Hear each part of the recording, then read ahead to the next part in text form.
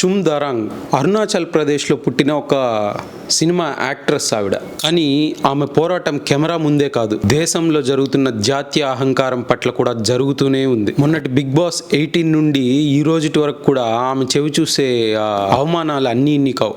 మన దేశంలోనే ఉంటూ మన ఈశాన్య రాష్ట్రాల ప్రజలు అంటే అరుణాచల్ ప్రదేశ్ వాళ్ళ ఫేస్ అంతా కొద్దిగా చైనీస్ టైప్లో ఉంటాయి. అలా అని చెప్పి వాళ్ళ పైన చాలా నెగిటివ్ కామెంట్స్ మన దేశంలో ఉంటూ మన వాళ్ళే చేస్తున్నారు. ఇలాంటి వాళ్ళని ఆమె చాలా ధైర్యంగా ఎదుర్కొనింది.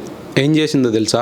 చివరికి ఇంటర్నేషనల్ స్టేజెస్లో కూడా ఆమెని ఒక ఇండియన్గా చూడకుండా మిస్ చైనా అని అవమానించారు, చాలా వెటకారం చేశారు. కానీ ఆమె ఇచ్చిన ఆన్సర్ ప్రతి ఒక్కడికి గూస్ బంప్స్ తెప్పించింది. ఏం చెప్పిందో తెలుసా? మేము చైనీయులం కాదు, అలా అనిపించుకోవాలని కూడా మాకు లేదు. మేము పుట్టింది భారతదేశంలో, చచ్చేంత వరకు భారతదేశంలోనే ఉంటాం, ఇది మా గడ్డ.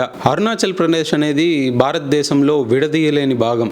ముఖం ఎలా ఉన్నా గుండెల్లో ఉండేది మాత్రం భారతీయుల రక్తం. అరుణాచల్ ప్రదేశ్ ముద్దుబిడ్డ చూపించిన ఈ ధైర్యానికి మీ స్టాండ్ ఏంటి? కామెంట్స్లో చెప్పండి.